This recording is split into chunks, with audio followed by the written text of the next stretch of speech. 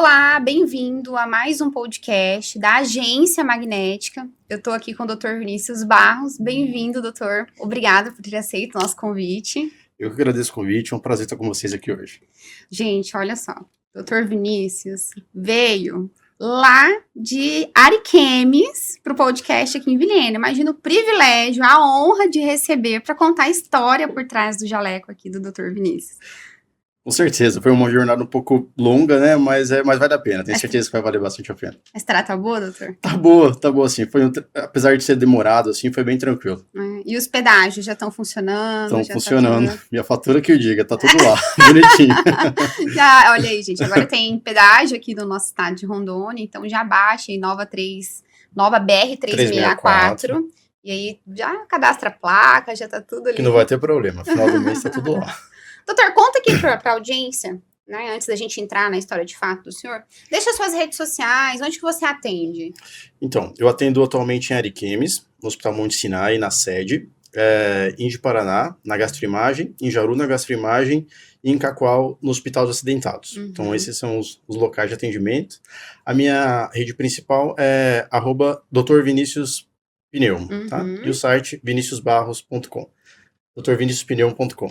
Exatamente isso. O que faz um pneumologista? Um pneumologista não cuida só dos pulmões. O pneumologista, ele cuida da saúde respiratória como um todo.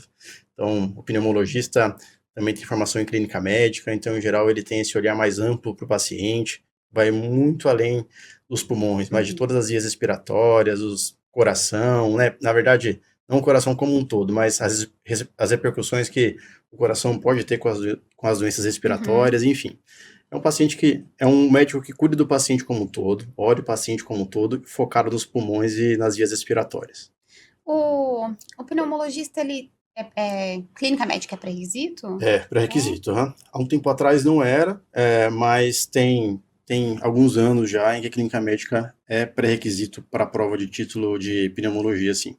Que legal, não sabia, bem interessante. Sim, então clínica médica tem bastante pré-requisitos para clínica. Tem, na verdade, a clínica médica funciona como pré-requisito para um monte de especialidade. Então, por exemplo, se você quiser fazer pneumologia, cardiologia, gastroenterologia, reumatologia, endócrino, em tese você tem que fazer clínica médica primeiro. E é muito bom, assim, porque nessa residência de clínica médica é um lugar onde você consegue alinhar alguns déficits de formação, você aprende muita coisa, assim, e muitas vezes você consegue até se encontrar com a sua especialidade durante essa residência, sabe? Ou então excluir algumas coisas, é muito válido, muito válido. Eu sempre brinco assim que, para quem não vai para uma outra área muito específica, vai ficar como médico generalista, fazer clínica médica é uma coisa muito boa, acrescenta muito, quanto pessoa e quanto profissional. Você pensou em fazer clínica médica somente e ficar, não? Não, na verdade eu sabia que clínica médica era um passo importante para eu fazer outras coisas. Agora essas outras coisas quiseram uma novela, assim, eu não sabia exatamente o que fazer, pensei em várias especialidades, pensei em muita coisa, mas até me encontrar com a pneumologia. Sempre quis ser médico? Não, a medicina apareceu para frustrar talvez algumas pessoas, assim, né, a medicina apareceu na minha vida de uma forma um pouco diferente, assim, eu não era aquele guri que na infância queria ser médico, brincava, assim, não. Durante a minha adolescência, eu estudei numa escola agrícola, né, escola agrotécnica, inclusive aqui perto, em Colorado. Ah, pertinho. E aí os meus amigos e a minha rotina, naquele período, me levavam para ciências agrárias, para veterinária. Era interno? Morava lá? Era interno, Legal. Morava lá. Tem muita história para contar. Imagina! Né? E aí, quando chegou, acho, no meu segundo, terceiro ano, foi uma conversa com meu pai, assim. Meu pai falou assim, por que você não faz medicina? Aí, como todo adolescente reativo, eu falei, não, jamais, a medicina não dá por conta disso, daquilo. Mas depois eu parei para pensar, fui estudar, assim, eu tava um pouco perdido, não sabia exatamente o que eu queria, né? Fui avaliar melhor por que seria interessante e vi que seria desafiador. Não seria uma coisa fácil, mas seria um desafio para mim. E tive o incentivo dos meus pais e aí fui para cima, fui estudar para fazer medicina e agradeço muito a Deus por isso, porque eu não me vejo sendo mais satisfeito enquanto profissional em outra profissão, assim. Por que você falou que seria um desafio? Por que você tinha quantos anos e por que o desafio? Por que um desafio? Bom, esse período eu tinha 17 anos, 16 para 17 anos. Eu era bem jovem, e a gente está falando de 2008. 2008, era um mundo um pouco diferente. Então, assim, Uhum. naquele período, e naquela conformação, naquela estrutura familiar, né, que eu tinha e tenho até hoje, eu só conseguiria se eu entrasse numa escola pública, Uhum. e eu só conseguiria fazer cursinho se fosse em alguns lugares específicos, assim. Uhum. E tem toda aquela questão, a imaturidade de um adolescente de 17 anos, sabe? Saber o Como, que quer como, por direito. exemplo, eu pensei assim, que fazer cursinho seria um atraso de vida. Real, eu lembro assim. Porque os meus colegas, né, os meus pares ali, todos iriam entrar na faculdades públicas de Uhum. cara. A maioria queria engenharia, as engenharias, engenharia ambiental, florestal, veterinária, enfim. E eu não conseguiria entrar de cara, porque eu saberia que teria que ser uma jornada longa. E esse seria o desafio. Então, o desafio seria poder sair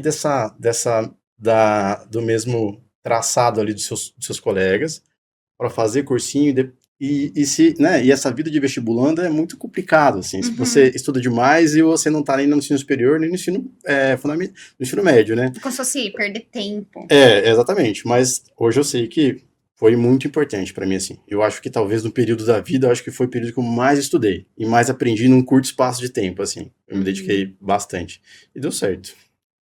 Era mais um pouco de medo também, do Receio, medo do novo. novo. E eu acho que é aquilo de não tá caminhando igual todo mundo, sabe? Eu acho Uhum. que naquele período, como todo mundo, assim, naquele período eu tinha um pouco disso também. Eu queria entrar na faculdade de cara. Nunca tinha acontecido comigo assim, uma reprovação, alguma coisa nesse sentido, né? E quando você vai fazer vestibular, reprovações acontecem, né? Então Uhum. é do jogo ali. O começo é meio frustrante, etc e Você chegou tal. a reprovar nessa época? De Pra... vestibular, Aham. no vestibular, nossa, depois da 10ª reprovação, eu parei de contar. Sério? Sim, foram várias aprovações. É difícil, assim? Como que é essa jornada? Como eu te disse, em 2008 as coisas eram bem diferentes. Uhum. Então, assim, a concorrência era um pouco maior. Nós não tínhamos tantas escolas médicas como temos hoje. É diferente, era uma realidade. Era uma realidade totalmente diferente, totalmente diferente. Então, assim, eu tinha alguns vestibulares, não deu certo ali, tá, só ano que vem, ou só no meio do ano. Meio do ano não tem aqui, não tem ali. Por exemplo, aqui em Rondônia, naquela época nós tínhamos, se eu não me engano, eram 4 escolas. Acho que era Uhum. 3 em Porto Velho e no interior era Cacoal, era a única escola que Aham. tinha. Então, Na assim, época, a no época, Vilhena ainda não tinha. Hoje não tem tinha, duas, não mas não tinha tinha ainda. na época. Então, era uma realidade diferente, né? Eu saí fazendo vestibular em um monte de lugar, enfim. Fez Rondônia, Mato Grosso. Nossa, fiz tudo que você imaginar. Todas públicas que você Todas as tentou. públicas. Eu tentei em duas particulares só. Uma delas foi a Facmed, a qual hoje Uninasal.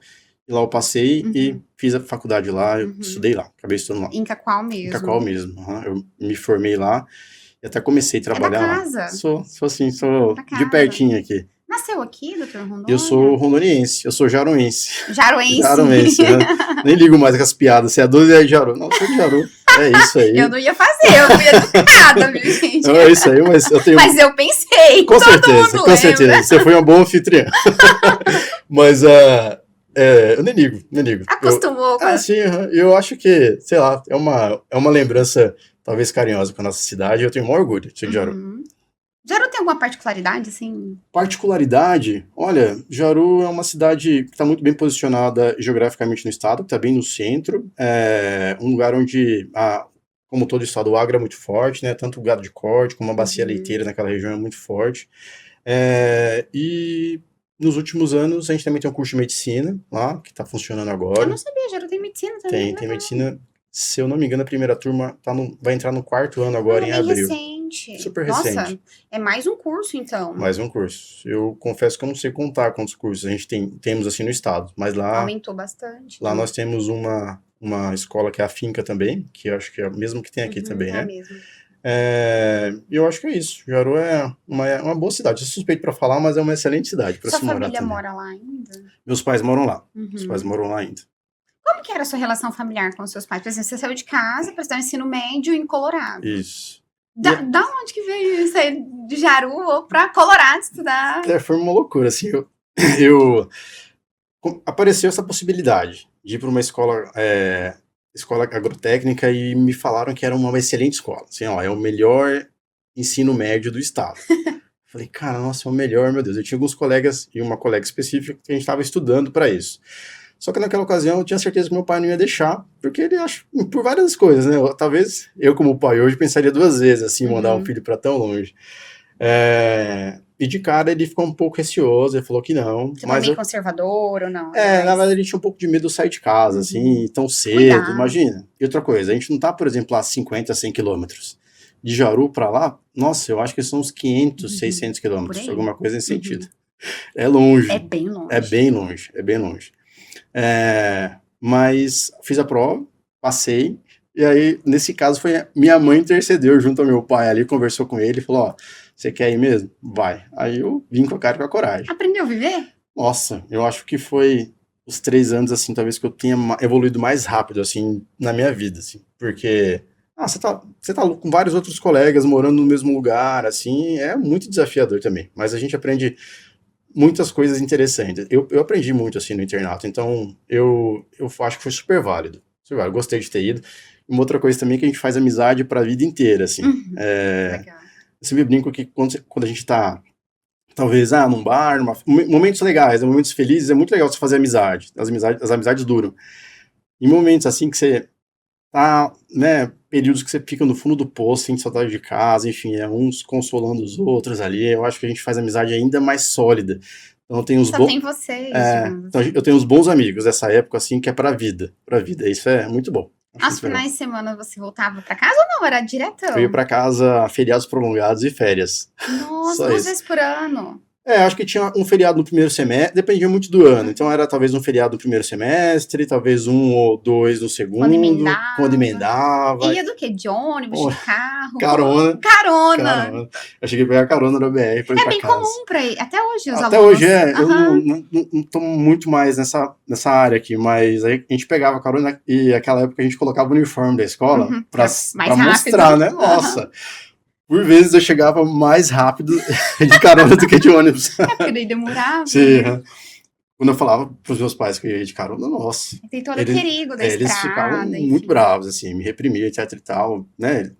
Dava pra ir de busão, Uhum. combinado era ir de ônibus. O combinado não era de carona. Não era de carona, era ir de ônibus, mas eu ia de carona, enfim. Mas depois eu acho que no terceiro ano eles nem ligavam mais. É porque são muitos anos, né?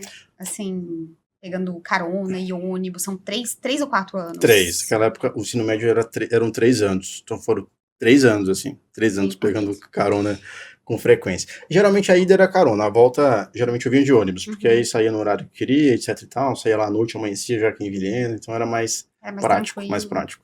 Até hoje eles pedem carona. Tem família em Cerejeiras, que a gente mora, né, no sítio, ali, enfim. A gente passa por Colorado e ainda dá Tem carona. pessoal ali. Quando a gente vem pra Vilhena, a gente dá carona pra eles até o Trevo. Porque Que a gente legal. vem pra Vilhena e a sim, maioria ainda vai desce pra lá. lá.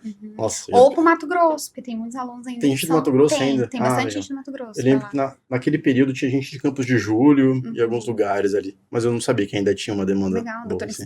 O Vinícius aprendeu, gente, olha, viver, sair de casa novinho. Logo cedo, né? Você tem irmãos? Tenho irmão. São quantos? Somos em 2, eu e meu irmão. Ele é 3 anos mais novo que eu. E também é médico, ele é médico psiquiatra. Ai, que legal. É daqui, não é? Ele é de Jaru também, mas ele mora em Recife, atualmente.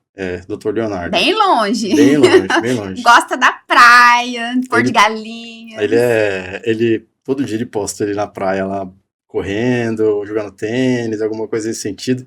E é muito bom, me inspira bastante. Aproveitando isso, a gente viu que de toda a tua formação, da sua jornada, então veio daqui de Rondônia, nasceu aqui, se formou no nosso estado, tanto ensino médio agrícola quanto a faculdade.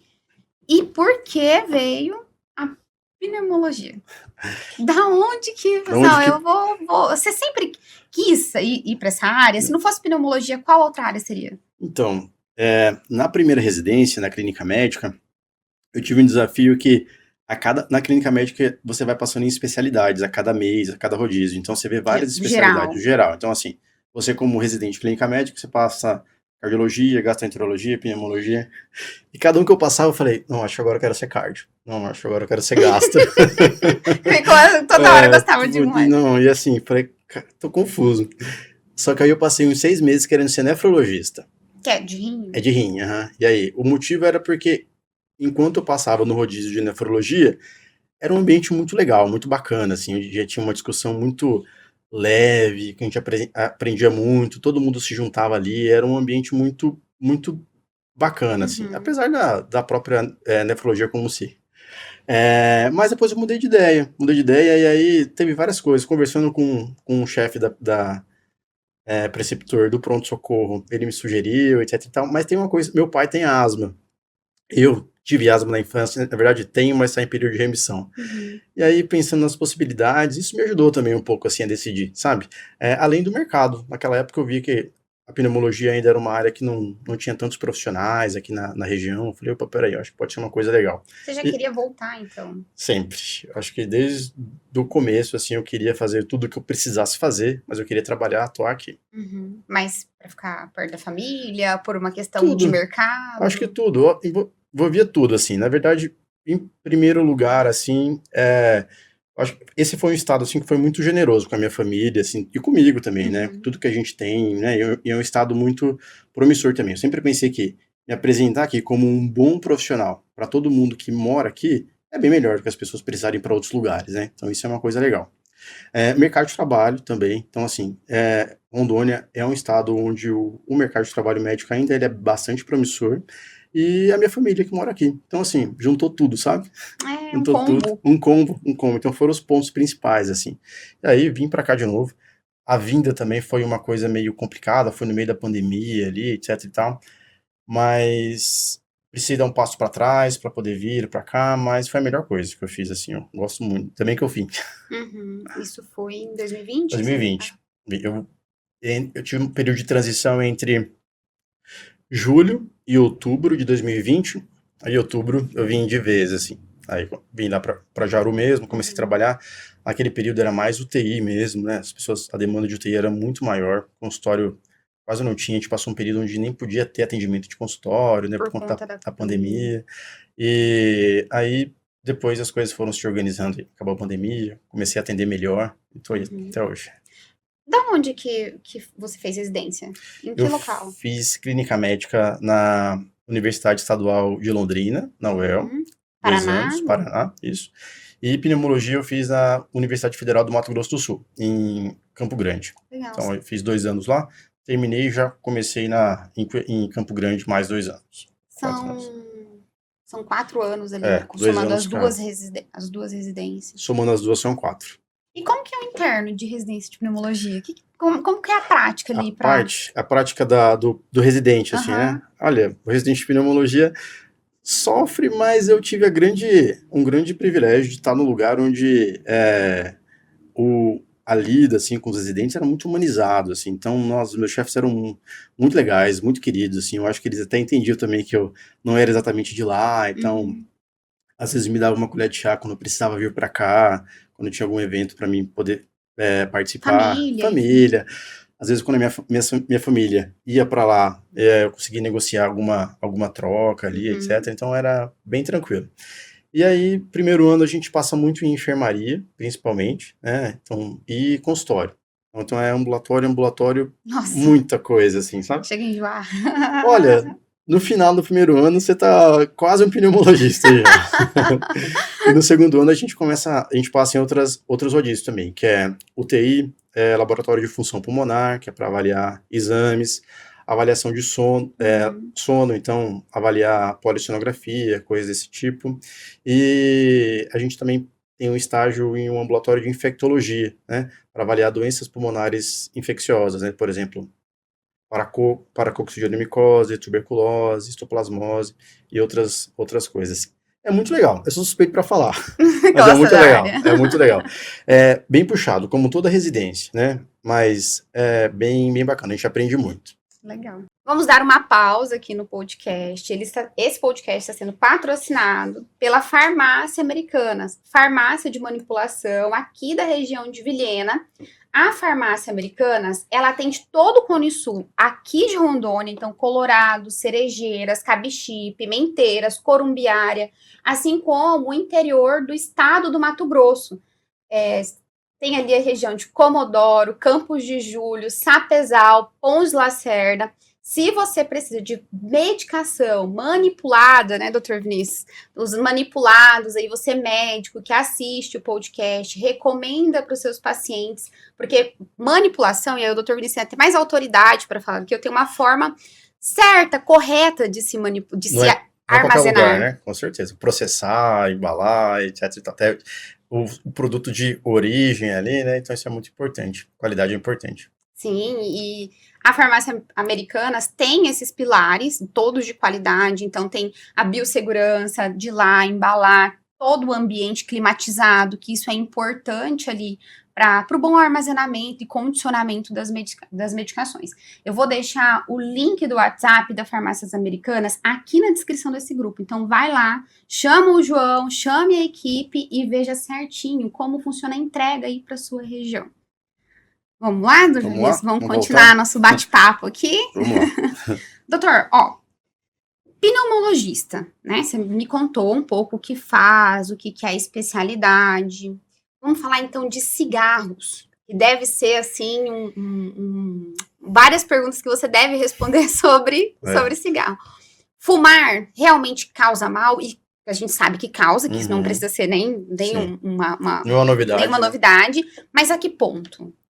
Bom, o cigarro definitivamente faz mal, né? Hoje a gente tem evidências científicas robustas que mostram os malefícios do cigarro e associação com o cigarro em várias doenças, né? Por exemplo, câncer, então vários tipos de câncer, não só câncer de pulmão, mas câncer de próstata, câncer de ovário, câncer de mama, tá?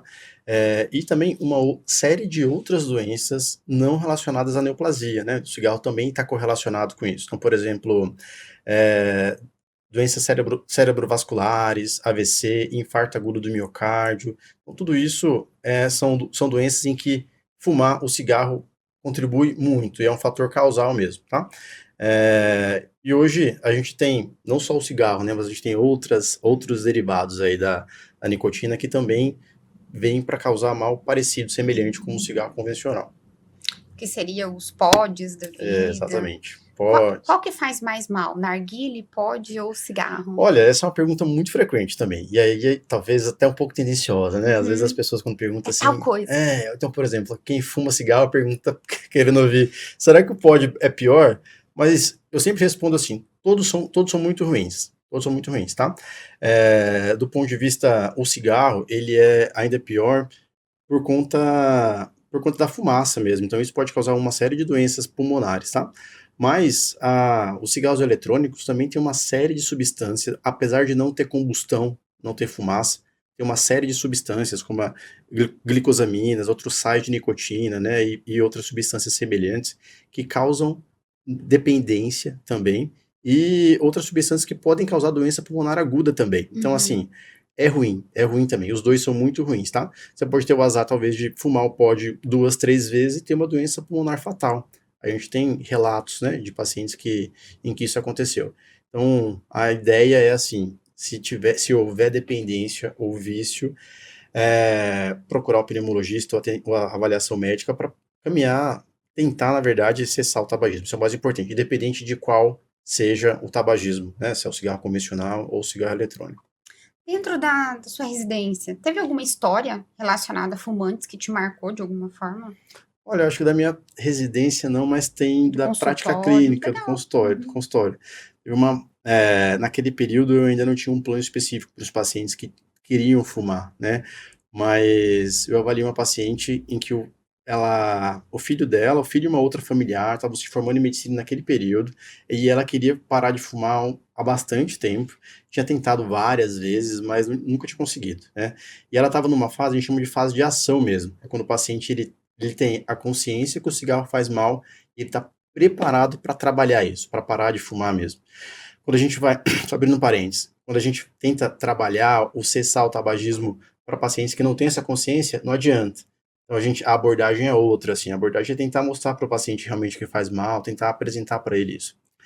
E ela foi para cima, tomou as medicações, fez tudo que a gente propôs, começou a fazer atividade física, fazer psicoterapia, começou a seguir todas as estratégias que a gente passou para ela, anotar todos os cigarros que ela fumava, tentar fazer os cigarros os intervalos entre um cigarro e outro, para não fumar assim, sabe, naquela mesma sentada, fumar 2, 3 cigarros. Mudou a conformação do ambiente da área dela, porque era um lugar onde ela fumava muito, então ela começou a ter hábitos diferentes. E com 30 ou 60 dias, ela cessou o tabagismo. Ela Que veio no consultório e tinha legal. parado de fumar já e conseguiu ir na formatura do filho dela sem fumar. Então ela ficou muito Nossa, e feliz. o filho também, Todo com mundo, né? A família inteira certeza. fica feliz. Então, assim, para cada paciente que para de fumar, eu fico muito feliz mesmo. Esses dias eu até postei no Insta, no mesmo dia eu recebi 2 pacientes que estavam nessa jornada, assim, um tinha parado já, o outro tinha diminuído bastante a carga tabágica, mas não tinha parado de fumar ainda. E é bom, Um eu acho. rapaz, um menino? Um era um paciente de 40 a 50 anos e o outro era um jovem, tinha entre 20 e 30 anos. Bem É jovem. bem jovem, super jovem. Todos com cigarro tradicional mesmo, não era o cigarro eletrônico, nem essas outras variações. Mas isso mostra também que todo mundo tem o seu tempo para parar de fumar, né? Uma coisa que eu acho interessante é que, às vezes, os pacientes, as pessoas, por ter falhado uma vez ou por não ter conseguido uma vez, aí não busca ajuda de Desanima. novo, acha que não quer, então que não deve, tem vergonha, desanima. Então a ideia é assim, e eu também sempre falo isso para os meus pacientes, se a gente tiver vontade de parar de fumar, a gente vai tentar 1000 vezes. E cada vez que a gente for tentar, a gente vai ver o que não funcionou da última vez, talvez qual é a aresta que precisa ser aparada, qual é a outra terapia que precisa ser associada, o que a gente precisa fazer a mais, porque a gente vai fazer quantas vezes for preciso até dar certo. Pelo que eu entendi, então vocês dentro de consultório meio que elaboram um plano. Explica pra gente melhor, pra entender assim, um pouco melhor como que é a sua abordagem em relação quero, desejo, tenho vontade de parar de fumar. Exatamente, a gente elabora um plano de como proceder nos próximos dias, né? Nos dias que sucedem ali a consulta. Então, a gente orienta o paciente a tentar dissociar alguns hábitos do cigarro. Por exemplo, os pacientes em geral costumam associar muito o cafezinho ao cigarro. Então, a gente orienta assim, reduzir ao máximo o café, ou trocar o café por alguma outra bebida quente, chá, por exemplo, é uma possibilidade. Alguns pacientes fumam logo que acordam, assim, então assim, abriu o olho, deu 5 minutos, às vezes antes de tomar o café da manhã, já fumam uns 2 cigarros. Então a gente tenta conversar, alinhar e jogar esse primeiro cigarro para pelo menos 1 hora depois de despertar, um tempo maior. Pacientes que fumam 2, 3 cigarros no mesmo período, então o paciente assim, trabalha a manhã inteira, na hora do almoço, faz uma pausa e ali em 10 minutos ela fuma 3 cigarros. A gente fala, ó, se você fumou um cigarro, a gente precisa aguardar 1 ou 2 horas, depende muito do período aí que a gente está fazendo dessa proposta, dessa estratégia. Então o paciente fuma mais lentamente, então ele começa a notar que não pode emendar um cigarro no outro. Então essa é a abordagem inicial. E a gente pede para o paciente também quantificar todos os cigarros do dia. Como se fosse um diário. Diário, exatamente isso. Então ele quantifica todos os cigarros do dia. Então Para ter ele noção avalia. ali da quantidade, Exato, digamos porque assim. senão a gente fica meio no voo cego, né? Ah, tô fumando bem menos. Tá? Bem menos quanto? Né? Metrificar. A gente Métrica é precisa. importante. Não, demais. Na pneumologia também. Então, se o paciente fuma uma carteira, a gente conseguir baixar para 10 cigarros no período de um mês, então é uma coisa que precisa ser valorizada, né? E a gente precisa mostrar para o paciente isso, porque muitas vezes o paciente se perde nisso e não consegue se sentir estimulado frente a esse esforço que ele fez. Entende? Então, assim, se ele baixou de 20 para 10, a gente estimula ele no retorno, conversa e tudo mais, e faz as próximas estratégias, né? Então, junto com isso, entra a medicação, entra a psicoterapia, atividade Legal. física. Então, é uma abordagem bem multiprofissional, multidisciplinar, porque a gente sabe também que enquanto mais multi for essa abordagem para o paciente que quer parar de fumar, mais sucesso a gente tem. Legal. Você tocou em um ponto, um podcast, que você falou que é um paciente de asma e agora uma menos, digamos assim. Eu não sei se eu estou falando da forma certa. Eu não sou profissional médico, mas você pode me corrigir, enfim. Conta um pouco para nós, que você falou que escolheu pneumologia um pouco por conta de você. Sim. Né, da tua história. Conta um pouco isso. Eu fiquei curiosa para saber. Eu tenho o gene da asma, tá na minha família. Então, O que é asma? A asma é uma doença crônica das vias aéreas de caráter inflamatório. Então, assim, o que acontece?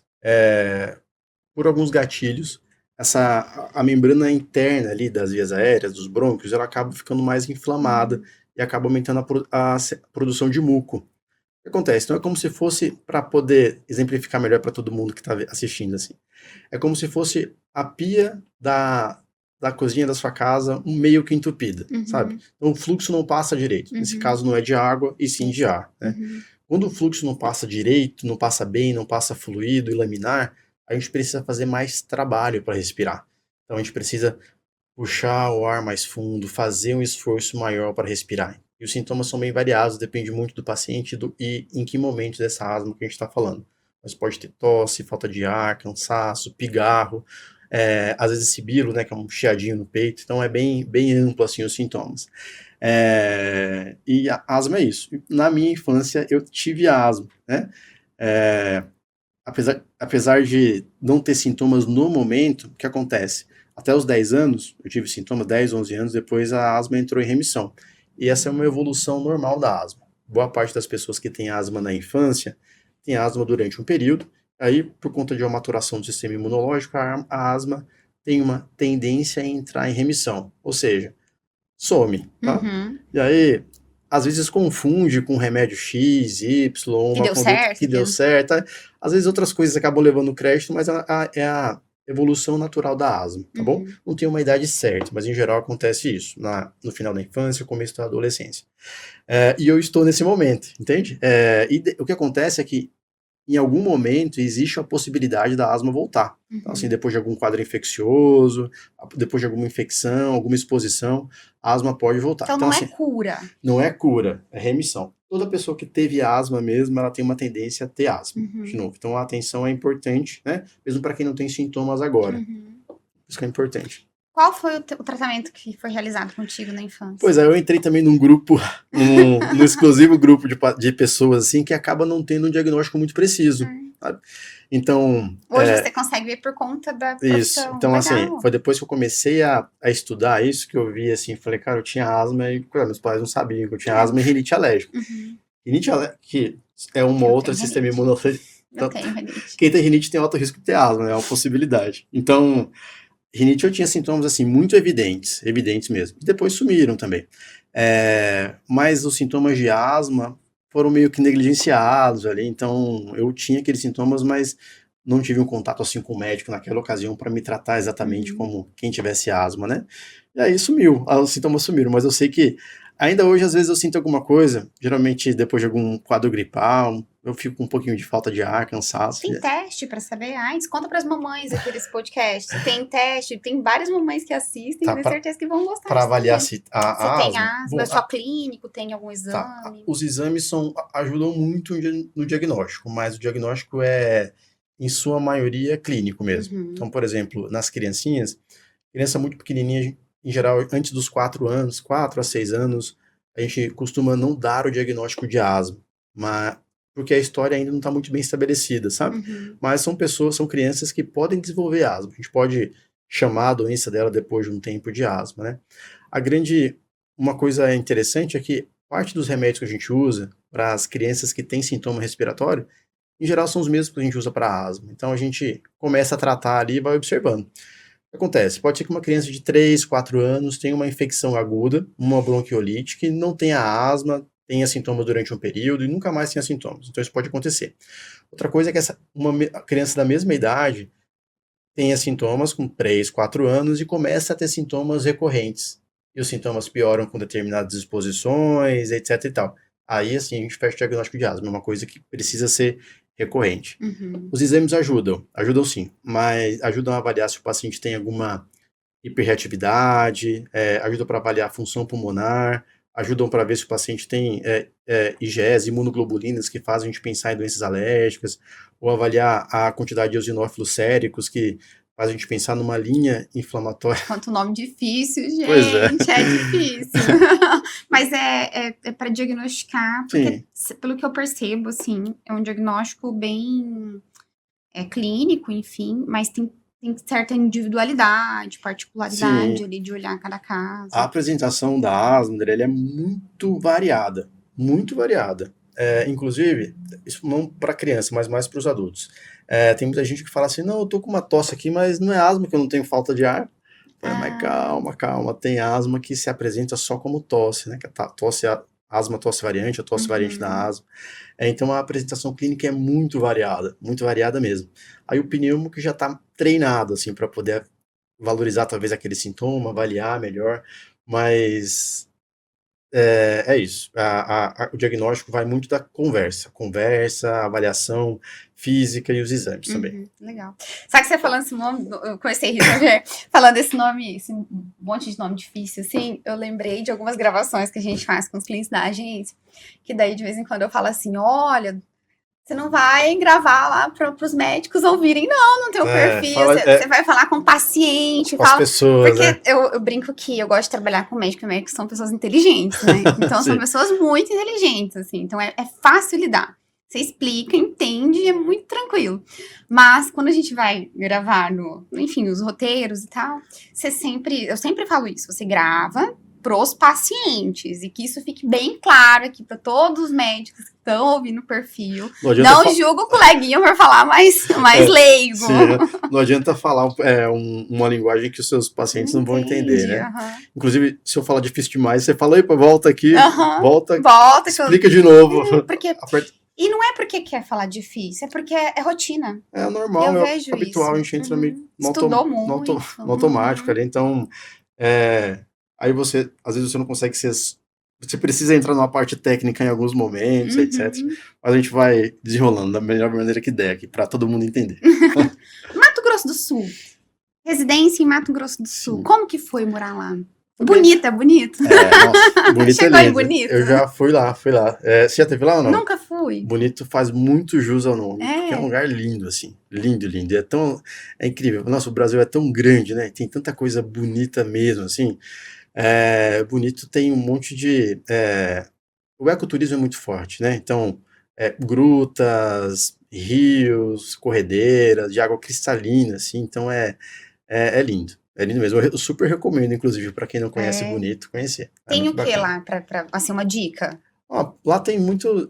tem resorts, né, para quem quer curtir mais o hotel, tem muito parque aquático para quem quer curtir o parque, tem passeios, assim, trilhas para você conhecer grutas, coisas desse tipo. Então, é isso, é o ecoturismo como um todo muito forte. É bem bacana. E o acesso é bom, tem aeroporto, se eu não me engano, e você pode ir para Campo Grande e ir de carro para lá. As águas são cristalinas daquele jeito. São cristalinas daquele jeito. É bonito. É azul, verde, enfim, né? É alguma coisa entre azul e verde, mas o que chama a atenção é que você consegue ver muito longe, assim, sabe? É muito bacana. Se tiver de snorkel e de máscara, é profundo, surreal. Assim, metros. É surreal. Enfim. E os animais já têm alguma familiaridade ali, né? Então, você joga alguma coisinha e o peixinho vem e tudo mais. Então, é legal, pronto. É bacana. Podcast passado fiquei com vontade para Bolívia, agora eu quero ir para... Bonito. Quero ir para Bonito. Adoro viajar, né? Então... Depois você tem que fazer o podcast só das viagens. Você viu? Eu vou juntar um textinho de cada um. Vai ser legal. Vamos lá, então, falar de Rondônia. Vamos lá. Particularidades aqui do nosso estado. Por exemplo, seca. Na época da seca, a gente vê muitas e muitas queimadas por ser região norte. Quais doenças estão associadas, patologias estão associadas às queimadas, por exemplo? Bom, nesse período de queimadas, todos os pacientes que têm doenças respiratórias têm uma chance maior de piorar dos seus sintomas, né? É como se as pessoas tivessem 24 horas por dia exposto ali a esse fator, esse fator de piora. Bom, pelo menos isso foi há 2 anos atrás, né? Quando a gente teve aquela período de fumaça meio que insana, surreal. Dava pra ver o céu. Uma coisa que as últimas gerações nunca tinham visto isso aqui, né? E que assustou não só Rondônia, mas o Brasil todo, quase, boa parte do Brasil, né? E para esses outros anos, o ideal é que a gente se afaste das fumaças sempre que for possível, né? Pacientes com asma, pacientes com DPOC, principalmente são os pacientes que mais tem... É DPOC? DPOC é uma doença pulmonar obstrutiva crônica. Essa é a sigla, né? É uma doença em que a gente tem uma alteração funcional do pulmão relacionada a alguma exposição significativa. Então, a exposição mais conhecida é a exposição à fumaça de cigarro, tabagismo, ou exposição de queima de biomassa. Então, por exemplo, fogão a lenha, carvoaria, indústrias, enfim. Então, esses pacientes que já têm o pulmão comprometido, na época de fumaça, são os que mais sofrem, tá? Então, são pacientes, assim, que quando já estão orientados, começam a usar alguma medicação extra, já começam uma terapia extra nesse período. E os pacientes que não têm o diagnóstico, porque tem muita gente que não tem um diagnóstico estabelecido, né? Então, nesse período é onde mais tem sintomas. Então, assim, falta de ar, cansaço, tosse, né? Chiado no peito, enfim. coisas nesse sentido. E a avaliação, né, e o tratamento específico é muito importante porque existe risco de complicação, né? Uhum. Então, assim, não é só para não ter tosse, não é só para não ter chiado, não é só para não ter falta de ar, é para não ter pneumonia e para não ter internação e em alguns pacientes idosos até para complicação possível é óbito, né? Então, assim, é importante, é real. A complicação essa ameaça à vida, ela existe mesmo. Por isso que a gente sempre bate essa tecla. A gente precisa valorizar os sintomas respiratórios. Nessa época que teve bastante queimada, eu lembro, se eu não me engano, foi em 2010, 2011. Teve uma queimada que foi bem parecida. Não foi, essa foi pior, mas eu Uhum. lembro que teve, assim, tanto quanto, porque a área de casa enchia de Fuligem, né? fuligem e a gente também não via o céu. Então, foram 2 momentos, assim, que eu percebi que foram grandes queimadas aqui no estado, enfim, na região norte. Mas nessa última você já estava aqui? Já E mudou alguma coisa no consultório? mudou. Não, a demanda, a busca por atendimento médico, assim, aumentou muito, muito mesmo. As pessoas precisavam de ajuda, né? E vinham em busca de ajuda. Eu acho que talvez deve ter dobrado, assim, o número de pacientes que vinham precisando de ajuda com sintomas respiratórios. E aí parte deles, assim, vinham antes de ir para o pronto-socorro ou para a internação, e Uhum. outros pacientes vinham já depois de ter recebido alta. Então tinha as duas coisas aí. E pacientes, inclusive, que não tinham sintoma nenhum, fator de risco nenhum, pacientes previamente rígidos, assim, que tinham sintomas também. Então a gente precisou tratar, entrar com medicação naquele período, avaliar a função pulmonar e tudo mais. Então foi um período dramático, assim, muito triste mesmo, né? Acho que para todo mundo que trabalha, todo mundo da área da saúde, notar isso, ver isso, realmente é muito entristecedor. É porque é consequência de algo do ser humano, enfim, né? Sim, Não, alguma coisa não... evitável, né? Uhum. Evitável se a gente tivesse, sei lá, há muitíssimo tempo atrás, né? Que tinha muita queimada, mas agora, enfim. Dessa nossa realidade, por exemplo, então a fumaça ela é uma das patologias que leva à pneumonia. Sim, de Tem certa forma, sim. outras? Que leva a pneumonia? Isso, aham. O que que causa pneumonia? Que... Porque, assim, posso estar Uhum, errada, pode falar. né? Porque não entendo muito, não conheço muito a métrica falando do nosso estado em relação à pneumonia. Mas, falando de experiências pessoais, o nosso hospital, pelo menos aqui em Vilhena, sempre tem muitas, muitas pessoas internadas com pneumonia. Uhum. Eu não sei se na região de Ariquemes, Jaru Sim, também é assim. sim. Fora a fumaça, o que que causa a pneumonia? A pneumonia é quando a gente tem uma proliferação bacteriana no pulmão, uma infecção no pulmão, né? Essa infecção no pulmão, ela pode se dar por vários motivos, assim. Na maioria delas, na verdade, boa parte delas, é, os pacientes que já têm alguma doença respiratória, e aí com ou sem tratamento, são pacientes que já têm um aumento do risco de ter doenças, de ter pneumonia, sabe? Então, por exemplo, paciente que tem asma ou que tem DPOC, que trata ou não, se tiver exposição ou se tiver um quadro gripal, em geral, o risco daquilo ali virar uma pneumonia é muito grande, Uhum. entende? Então, basicamente isso. Toda vez que a gente tem uma lesão pulmonar aguda, que onde cresce bactéria, né, onde tem uma infecção, uma proliferação bacteriana, esse é o diagnóstico de pneumonia, né? A gente tem uma infecção também por outro tipo de agentes, mas a gente não configura exatamente uma pneumonia, tá? Pode ser uma pneumonia viral, mas não é essa pneumonia comunitária como a gente está falando aqui agora. E realmente, a pneumonia ela é uma das infecções mais frequentes nos leitos de hospitais. Pacientes idosos, mesmo sem outras doenças respiratórias, têm um risco aumentado também de ter pneumonia. Então, é basicamente isso. Fatores de risco, assim, isolados, talvez.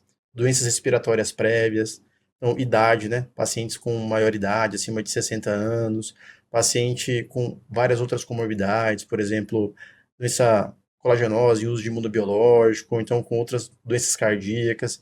São pacientes que não tomaram a vacina, a gente tem vacina de pneumonia, a vacina pneumocócica, né? Que, em geral, costuma garantir uma boa proteção contra a pneumonia, o principal agente, né, que é o pneumococo. Então, esses são fatores que a gente pensa isoladamente aumentam bastante o risco de pneumonia. Uhum. É mito? Ou é verdade que se Hum. você ter pneumonia quando criança é mais grave do que quando adulto? Ter pneumonia na infância é mais grave? Olha, eu de cabeça não consigo achar nenhuma correlação, assim, que Uhum. fala, olha, realmente uma pneumonia na infância é mais grave.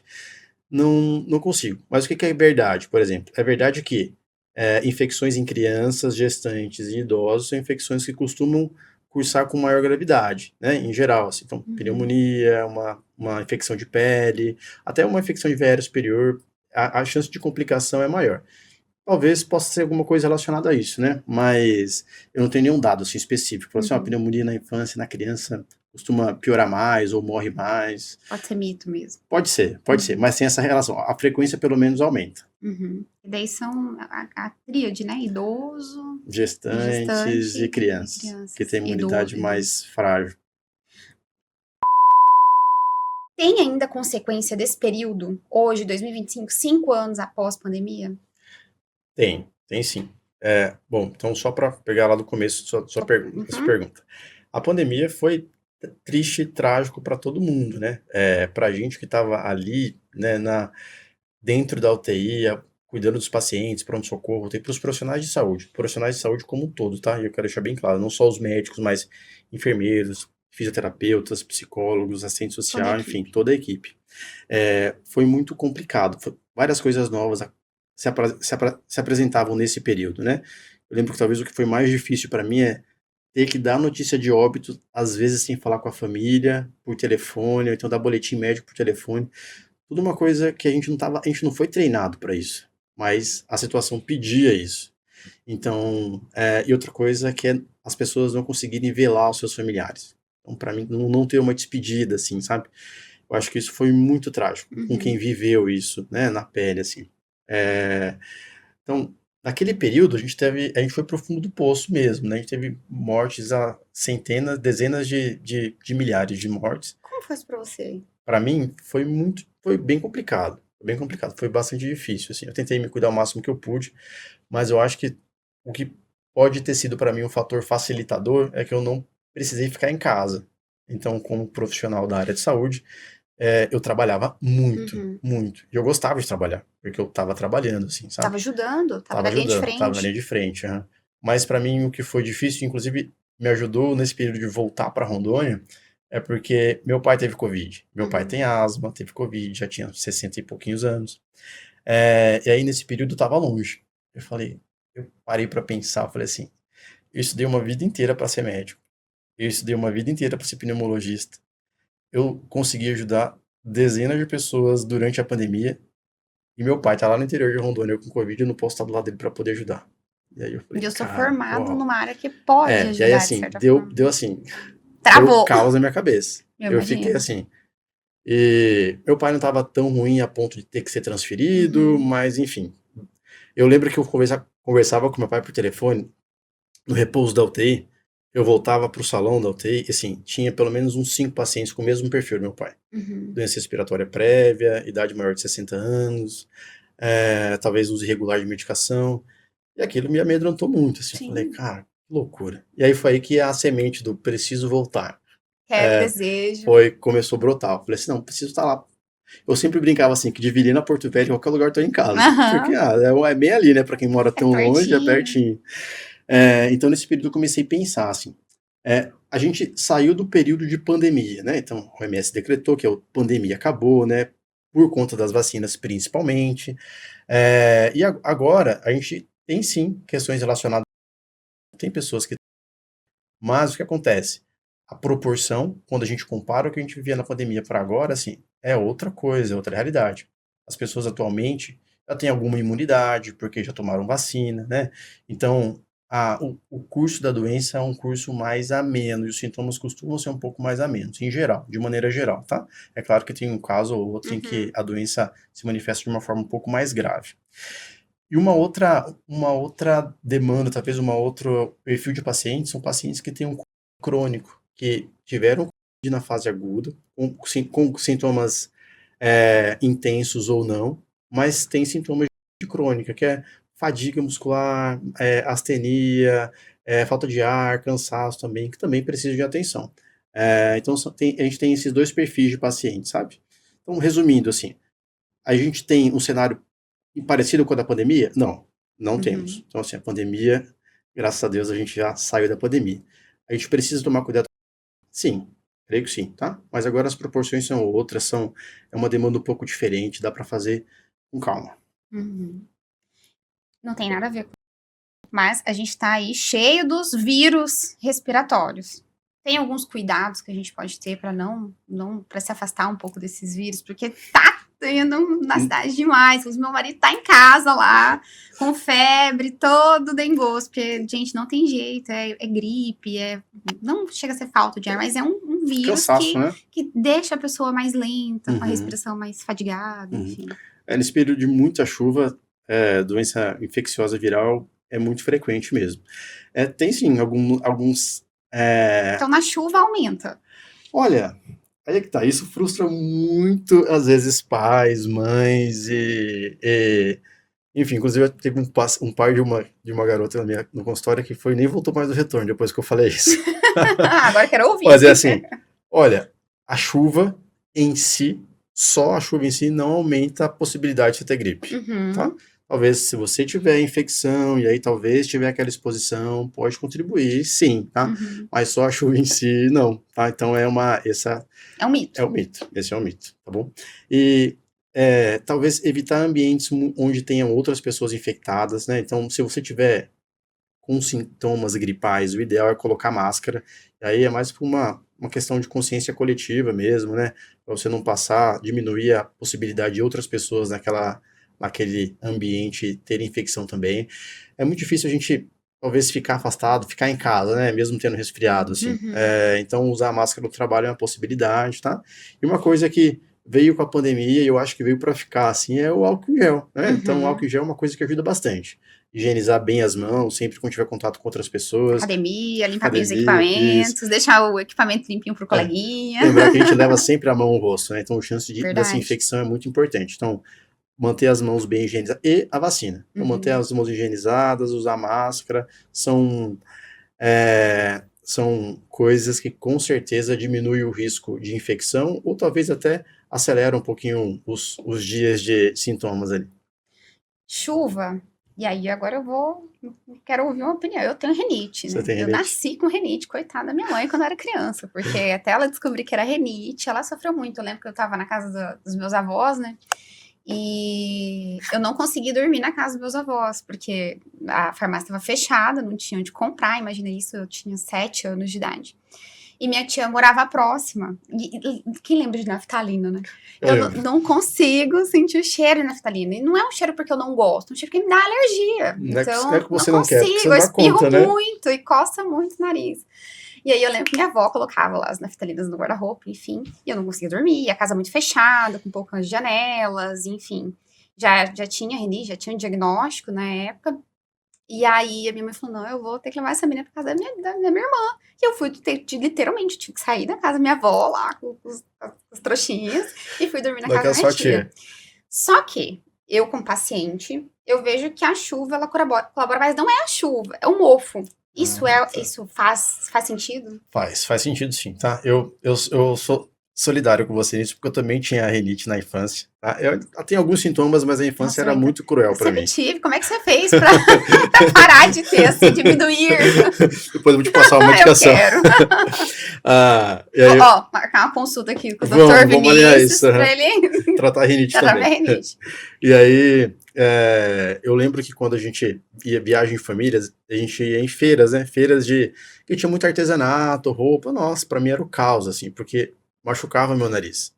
E, naquela ocasião, talvez isso acontecia com você também, não tinha a possibilidade de rinite, esse diagnóstico não era uma coisa conhecida. Não. Então a gente não tratava direito. Era doença de rico, gente. Não, isso aí é sério, doença de rico. Exatamente. Então ficava por tratar. Então a gente tomava, às vezes, um antialérgico, ficava numa penumbra ali, sabe? Então, assim, respondendo a sua pergunta agora. A mudança de temperatura, no seu caso, lá enquanto criança, o próprio cheiro da naftalina costuma piorar bastante, né, os sintomas de rinite. Não necessariamente naftalina, mas como outras substâncias, como perfume forte. Tem muita gente que tem uma sensibilidade maior à água sanitária, desinfetante. Eu não tenho nem pelo no nariz, eu brinco com isso, porque eu não tenho, a rinite é forte. De tanto que você espirrou. Eu tomo medicação, mas eu detesto uma medicação. Aí vira uma briga interna. Entendi. E com relação à mudança de temperatura, isso acontece também. Então, assim, o mofo em si pode funcionar como um fator desencadeante para os sintomas, e aí tanto de rinite como de asma, tá? É importante. Mas tem alguns pacientes que relatam piora dos sintomas de rinite só com sabe aquele cheiro de terra molhada? Sim, então é um cheiro diferente. É gostoso. É bom, também gosto. Mas a gente fala, ó, quando chega nesse período aí eu não consigo, tenho muitos sintomas. Então, isso acontece. Tem pacientes que têm essa sensibilidade maior. E é muito variável, né? Sobre aquela apresentação variada. Então, assim, os gatilhos também são muito variados. Tem paciente, por exemplo, que piora quando tá brincando com pet. Tem paciente que piora quando tem algum atrito muito importante no nariz. Tem gente que piora com ar-condicionado do carro, quando está muito voltado pro rosto, ventilador. Então, assim, é muito... Tô vendo que você tá se solidarizando, você tá se Nossa, eu tô identificando. rindo porque tudo que ele falou eu tenho, assim, cavalo, gato, cachorro, mas enfim. A gente precisa tratar isso direito. Não tem jeito, vou ter que... Sucumbir. Vai e volta, é igual parecido com a asma, tô vendo. É intermitente. Inclusive, isso ajuda no diagnóstico, né? Esse caráter intermitente. Períodos com sintomas, períodos sem, períodos com, períodos sem. Um outro mito também é, quem tem asma piora só na seca ou só na chuva? Não necessariamente. Tem pessoas em que o período seco, a poeira, costuma piorar os sintomas, e tem outras pessoas que no período de chuva, onde tem a maior probabilidade de mofo e tudo mais, pioram os sintomas. Então depende muito do perfil do paciente. Eu não sei se é esse o nome, mas as bombinhas, é assim que chama? Eu não tenho certeza. É popularmente conhecido como bombinha, a gente chama de dispositivo inalatório, né? Mas são as medicações inalatórias, bombinhas, pode chamar de bombinha. Mesmo, assim, tem algum critério para ser utilizado? Tem critério, a gente precisa só usar a medicação correta, né? Uma falsa ideia também que as pessoas têm é que todas as medicações inalatórias, todas as bombinhas são iguais. Então o médico me passou essa daqui, aí eu passei em algum lugar que me falaram que essa é melhor, eu consegui essa, ou essa é mais barata. Então isso aí é um perigo, é um perigo mesmo, assim, real, porque em geral a gente precisa manter as medicações adequadas, né, para aquele perfil de paciente. A gente está falando de maneira geral, né? Então, se o paciente tem asma, ele precisa usar um determinado tipo de medicação, onde alguns dispositivos inalatórios vão conter aquelas medicações. O paciente que tem DPOC, em geral, a gente pensa de início, começar com um grupo diferente de medicações. Então, a gente pensa em algumas bombinhas diferentes. Então, assim, tem que tomar cuidado. E aí é pneumologista mesmo, para poder avaliar, sentar, conversar, né? Mas uma coisa que eu sempre falo com os pacientes do consultório é assim, a gente precisa entender a realidade de cada paciente, né? Avaliar, assim, toda a questão. Se o paciente consegue usar a medicação 2 vezes ao dia, aí eu digo, consegue, do ponto de vista lembrar mesmo, ou talvez algum paciente que precisa de ajuda de alguém para usar o remédio, sabe? Custo é uma realidade, então não adianta a gente prescrever a medicação para o paciente que ele não consiga fazer uso. A maioria dessas medicações inalatórias, boa parte delas, é de uso contínuo, o paciente precisa usar isso sempre. Então, tem valores altos? Tem um valor maior, as bombinhas? Olha, assim, depende, é meio relativo, né? Depende muito, assim. Então, tem medicações que custam em torno de 100, 150, 300, 400 reais, custo mensal. Então, varia bastante. Qual a diferença delas, um pouquinho? Delas, em geral, as medicações que são um pouco mais baratas são medicações que são mais consolidadas, mais antigas. Eu digo das bombinhas. Tá com relação à diferença? Bombinha, assim, forma popular. Dos dispositivos? Isso, eu tenho, assim, diferenças entre elas? Tem bastante. Tem algumas características que podem fazer a gente diferenciar elas. Primeiro é com relação ao tipo de bombinha. Então, por exemplo, tem dispositivo inalatório que tem pó seco, tá? Então, a gente precisa avaliar se o paciente tem condições de usar aquela medicação. Essas condições, quando eu falo condições, eu digo assim, se ele tem um fluxo inspiratório mínimo, né, se ele consegue puxar o ar o suficiente para fazer essa medicação chegar no pulmão. É um pó seco que vai no pulmão? Nossa, mas diferente. Mas vai numa cápsula, ou é muito pouquinho. Remédio do pulmão, a dose que a gente faz é em microgramas. É uma dose muito baixinha, mas vai no lugar certo ali. A potência A potência é a medicação certa no lugar certo. Legal. Em geral, os pacientes têm melhora a depender do remédio, 2, 3 semanas, né? E um outro grupo de medicação são medicações medicação spray, né? Spray, aerosol. Então, são medicações em que não é exatamente um pó seco, mas é um líquido, né? Uma medicação em líquido que vai para o pulmão também. Em geral, a gente usa com espaçador essas medicações, então precisa de atenção. Então, esse do ponto de vista jeito diferente de fazer, então são basicamente esses tipos.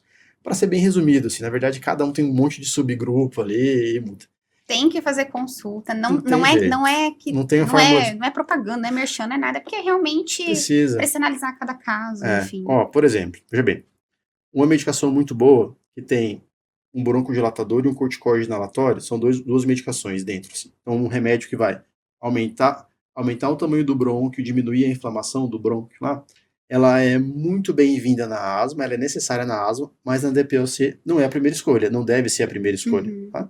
Então, é bem diferente, é bem complexo, assim.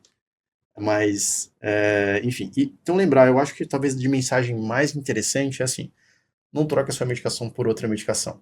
Então, e é bem tentador às vezes, né? Eu ouvi falar que me disseram que o custo é esse. Não, então mantenha o remédio. Os meus pacientes, a gente consegue fazer uma avaliação remota depois da consulta, a gente manda um vídeo ensinando a usar de novo, a gente pede um vídeo deles usando o remédio de novo, Legal. a Pra gente estar usando a dá forma um feedback, correta. muitas vezes a gente troca, fala assim, não tá dando certo, a gente precisa trocar medicação de pó seco para medicação spray com espaçador. A gente faz isso, a gente pede para vir. O pneumologista, você vai notar que ele é meio que nem São Tomé, sabe? Que só crê vendo. Então, durante a consulta... Quero olhar para ver se você tá usando. Durante a consulta do pneumologista, a gente checa o uso. Isso é muito... É rotina, é rotina. E dá para saber quando o paciente tá usando? Olha, a gente tem algumas coisas que faz a gente pensar, principalmente quando não tem a melhora que a gente esperava, ou quando o paciente não compreendeu muito bem, ou quando ele tem dificuldade de sincronizar. Coisas acontecem. Mas não é porque ele quer, porque ajuste. É ajuste, então precisa. Tem pacientes que vêm depois de 30 dias no retorno, não mandou o vídeo, e a gente vai ver assim, são 30 dias sem usar o remédio. Sem usar o remédio. Não faz efeito. Desculpa, não é exatamente sem usar o remédio. É usando a medicação, mas sem a medicação chegar nos pulmões e fazer efeito. Então tem que ser usado da forma maneira corretinha. certa, correta. Então a gente é obcecado pela forma correta de usar o remédio. Por isso que pedem vídeo pra ver Pede se vídeo, e aí usa junto, né? Então esse paciente... Aprende, depois que aprende também vai. Sim. Enfim. A parte boa é que quando o paciente já é seu, né? Já criou aquela rotina, ele tem 5 anos que te acompanha com você, mas ele tá lá com o remédio dele. Doutor, daqui, ó, trouxe a medicação. Vamos usar? Vamos. Vamos usar. Vai lá, usa bonitinho, nota 10. Então, sempre tem alguma coisa, algum ajuste. Tá? Vem cá, levanto, vou lá do lado, puxa mais fundo, respira, etc. Tem várias orientações pra gente poder ajudar melhor o remédio chegar onde ele precisa fazer, onde ele precisa chegar, onde ele faz efeito de verdade. E com acompanhamento médico. Com acompanhamento médico. Vamos lá. Agora, encerrando já o podcast, quem é o Vinícius por trás do jaleco? Vinícius por trás do jaleco? Eu acho que é uma pergunta difícil. Eu acho que a gente nunca para pensar, né? Quem que é a gente, quem sou eu, assim. Mas eu acho que eu não gosto de me resumir só à minha profissão, assim. Eu não sou só médico. Eu acho que eu sou uma pessoa... eu sou uma pessoa que tem um interesse genuíno por aquilo que é bom, por aquilo que é justo. Eu me considero uma pessoa do bem, assim. Isso, para mim, eu acho que talvez dos maiores valores que eu carrego, assim. E eu tenho também tranquilidade em identificar isso e não achar que isso possa ser soberba, alguma coisa parecida com isso. Então, tenho bastante tranquilidade. E eu sou uma pessoa que é apaixonada por viagem, por natureza, pela minha família, os meus amigos. E eu acho que é basicamente isso. Esse é o Vinícius por trás do jaleco. Estamos chegando aqui no final do podcast. Lembrando, gente, que eu sou a Andriele, eu sou dona da agência Medicina Magnética. É uma agência de marketing médico, onde nós criamos toda a parte de aquisição e funil para esses pacientes encontrarem os profissionais. Então, você que é médico, que está aqui assistindo o podcast, sabe que o primeiro ponto, você não precisa entrar em todas as redes sociais. Você só precisa parar e pensar assim, como é que eu vou fazer para os pacientes me encontrarem? E até estava batendo um bate-papo aqui com o Dr. Vinícius antes do podcast iniciar, nos bastidores aqui, falando um pouco mais sobre o básico bem feito, sobre começar dentro do digital com calma, né? Não aquela ansiedade, eu vou fazer de tudo, eu vou gravar 50 mil vídeos, porque não é assim. Conta um pouco, doutor Vinícius, para nós, como é que é essa sua jornada com marketing? Você está bem empolgado de fazer seus vídeos, começou a gravar, enfim. Como que está sendo a sua experiência em relação ao marketing? Eu comecei a trabalhar com marketing assim que eu vim para Rondônia e comecei a atender aqui. era 2020, era uma coisa assim, meio que incipiente, mas eu notei que eu precisava estar ali, né? Para conseguir pacientes, Pra divulgar o seu trabalho. conseguir pacientes, né? Foi bastante difícil do ponto de vista, você sabe isso mais que ninguém, os médicos não são treinados para vender o seu produto, os médicos não são treinados para vender sua consulta, e eu tive essa dificuldade também, sabe? A gente não tem a menor noção de marketing, o que é bom, o que não é, a gente não tem a menor noção sobre estratégia de venda, sobre plano de, enfim, sobre estratégia mesmo de marketing, então a gente sai muito cru. E eu precisei me adaptar, né? Eu comecei a aprender isso bem devagar mesmo, como você falou. No começo eu nem gravava, era só alguns posts que a gente colocava lá, eu fazia um vídeo ou outro, colocava algum post com foto. Agora eu tenho, com o passar do tempo, eu fui notando que essa é uma ferramenta que tem um potencial gigante, assim, gigante mesmo, e que a gente precisa, e que é uma coisa nova, a gente precisa estar a par disso, porque senão o mercado vai te atropelar. Então você precisa saber, você precisa não exatamente dominar, mas precisa trabalhar minimamente com isso, né? Tendo em vista, óbvio, suas dificuldades, etc e tal. Mas cada vez mais eu tenho uma intenção em estar mais no digital e me apresentar como uma possibilidade, como um posicionamento e tudo mais. Então é isso que eu tenho trabalhado para isso, tenho arregaçado as mangas para isso. Trabalhar com isso não é uma coisa que eu gostei de primeira, de cara. No começo, Faz parte. né, faz parte. No começo a gente tem é desafiador também, né? Nossa, como a gente estava conversando aqui. Antes demorava uma manhã inteira para gravar um vídeo, hoje vai um pouco mais rápido. Mas com o tempo a gente vai aprendendo, como tudo na vida, né? A gente vai aprendendo e vai tentando trabalhar da melhor maneira possível, sempre como você disse, com seus valores, com o que é certo, com o que é ético, com a medicina de qualidade. E, enfim, e a gente nota que realmente é uma ferramenta super, super necessária. E não ficam bons os primeiros vídeos, né? Não fica. A vontade que a gente tem é de arquivar, né? Eu arquivei os meus. Os meus primeiros eu arquivei. Os meus, eu não fico vendo, eu não gosto de ficar vendo muito, não, mas eu tá lá. Mas eu tive coragem, eu fiz. Mas... Eu gosto de deixar lá porque eu olho assim e falo, olha, a gente saiu daqui pra cá. Bom, eu faço isso com os clientes da agência, né? Deixa aí, né? É uma história, tua jornada. Sim. Eu arquivei que realmente estava muito ruim.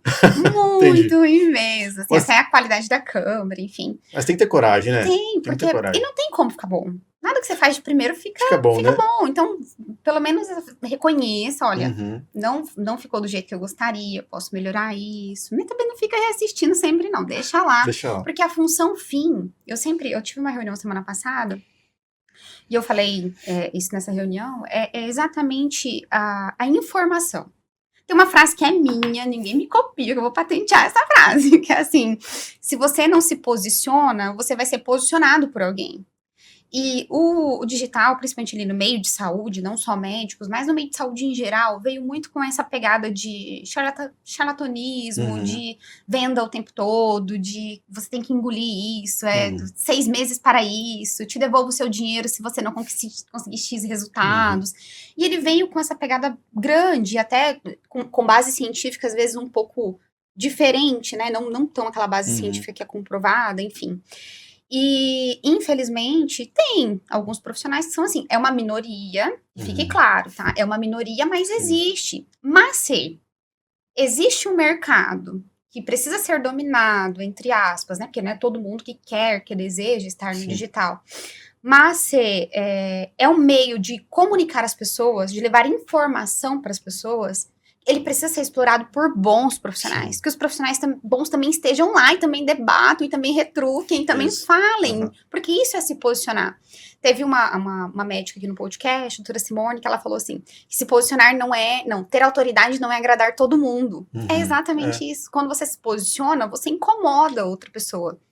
E se você tá incomodando, você tá incomodando da forma certa. Porque se você tá falando algo no digital, que é algo que vá, de fato, ajudar os pacientes, é claro que tem o posicionamento de conseguir escalonar, que é o que a agência faz hoje, de angariar ali mais pacientes, de montar todo o funil de aquisição, então o Google, o site, o próprio Instagram, o tráfego pago, enfim.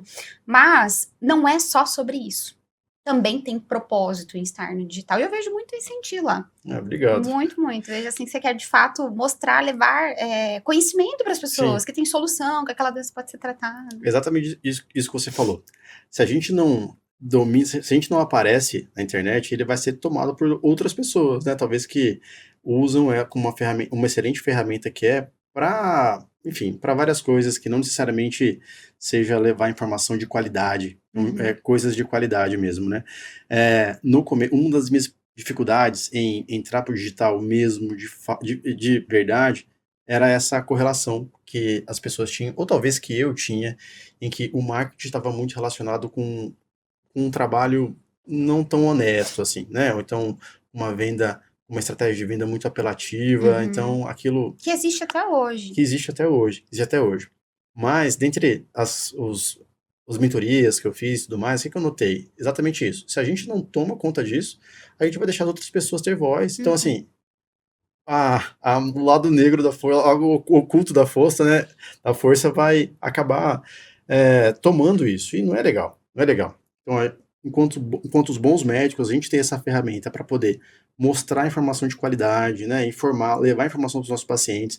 Tem muita coisa no meu Instagram que os pacientes falam: eu li isso aqui, eu assisti o seu vídeo lá no Instagram, eu vi que atividade física é importante, ou eu aprendi como usar a medicação inalatória, a bombinha da maneira certa.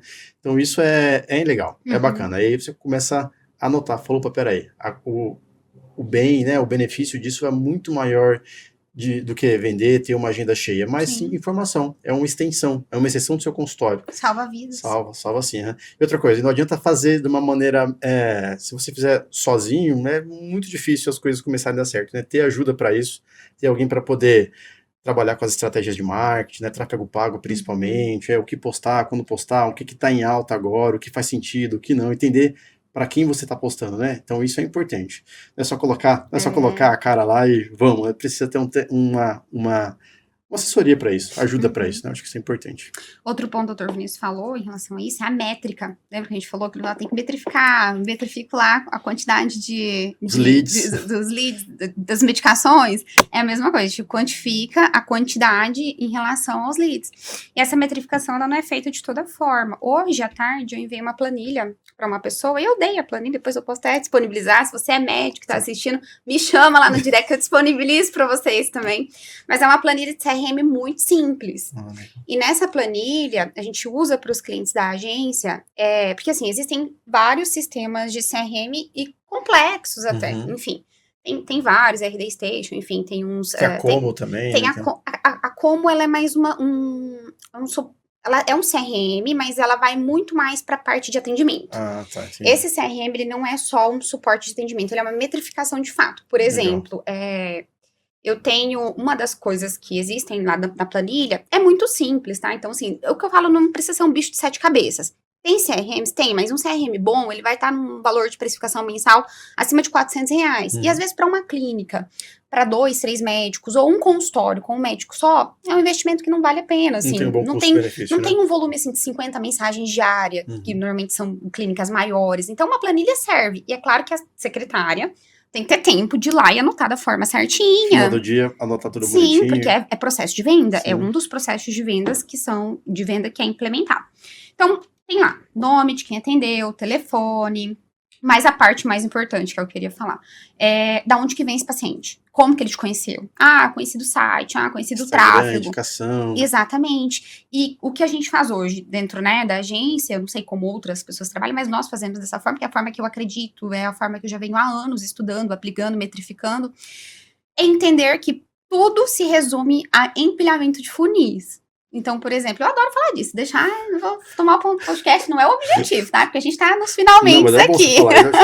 Acho que boa parte da audiência é médico, né? Então, assim, médico começa a trabalhar com marketing, essa é uma coisa importante. Então, o que a gente faz, né, em relação a isso? Empilhamento dos funis.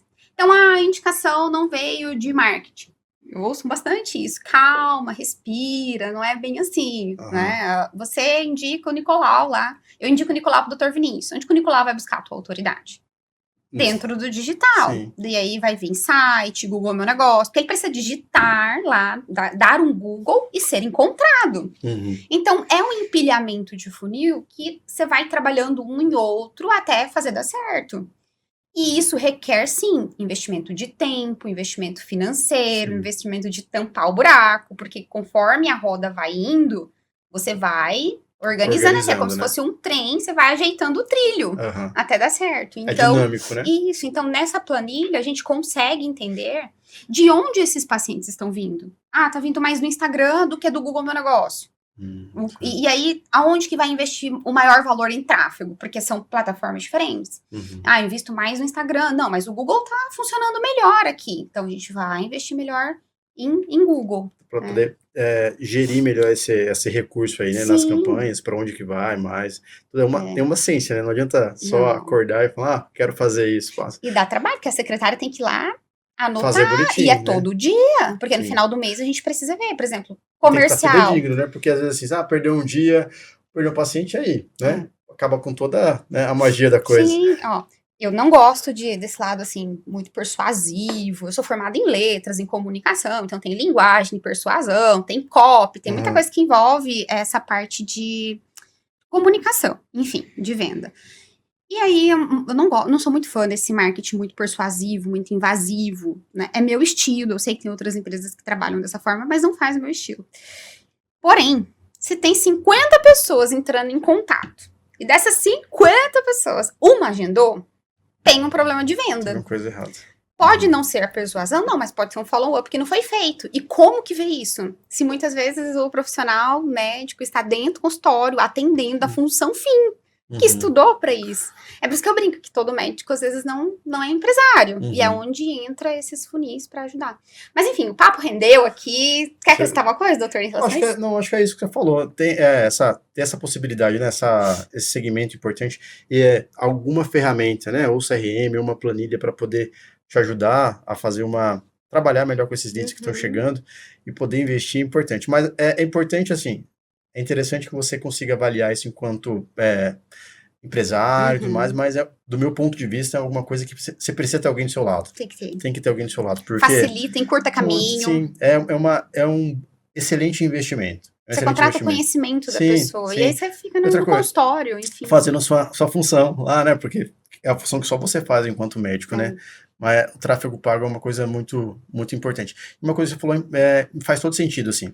Muitas vezes o paciente pode até ter sido indicado por um familiar ou outro colega, mas depois ele te viu 2, 3, 4 vezes no Instagram. E aí, cara, ficou na cabeça dele, né? Aí talvez. E é subjetivo, né? Ele vai marcar lá, ele que vai falar da onde veio. Sim. Em geral, você não pode marcar 2 opções. Então faz sentido esse empilhamento. Às vezes é muito difícil você falar assim, ó, esses pacientes vieram daqui, esses dali, mas no final a gente precisa ter um número maior de pacientes marcando, sei lá, consulta, exame, né? Isso que é importante. Ó, uma estratégia de graça aqui. Vamos lá, deixa eu anotar aqui. Colega médico seu começou a indicar demais. Presentinho, né? Vem cá, obrigada pela indicação. Uma forma de agradecimento, uma forma de se posicionar. Quando a gente fala em posicionamento, eu adoro posicionamento, mas quando a gente fala em posicionamento, que é exatamente tudo isso que a gente falou, tem a ver com isso. Mas você se colocar em primeiro lugar na cabeça da tua audiência, na cabeça de quem te indica, entre qualquer outra marca e entre ser aquela, eu vou naquela. Por exemplo, o iPhone. Entre comprar qualquer outro telefone. Eu falo de mim porque eu gosto dessa marca. Mas, entre qualquer outro telefone, eu sei que existem câmeras, telefones até melhores. Mas eu gosto dessa marca. Então, entre lá e ficar comparando e ficar vendo qual que é o melhor sistema. Eu já vou na que eu gosto mesmo e pronto. É posicionamento, é a marca que se ocupa em primeiro lugar. Então, é a ordem, posicionamento. 1, 2, primeiro, segundo. E assim vai. Então, se vocês quiserem... Constrói, né? Isso é construído. Isso é construído. E é devagarzinho. Não é mágica, como falam, né? É devagar. Então, vai ter uma ciência envolvida nisso e é importante. Tem até um meme que eu assisti ontem. Ai, gente, eu morro de rir das coisas que eu vi na internet. E fala assim, se você contrata uma agência de marketing que fala que você não vai ter resultado em 30 dias... Não contrate essa agência. Então não me contrata, não. 30 dias é muito pouco. É pouco pra mim, né? Não dá, não é 30 dias, gente. Eu monto só a estratégia em 30 dias. 30 dias então, você faz aquela reunião, ou aquela meeting. Grava os primeiros conteúdos, só isso, enfim. No máximo. Olha, mas enfim, né?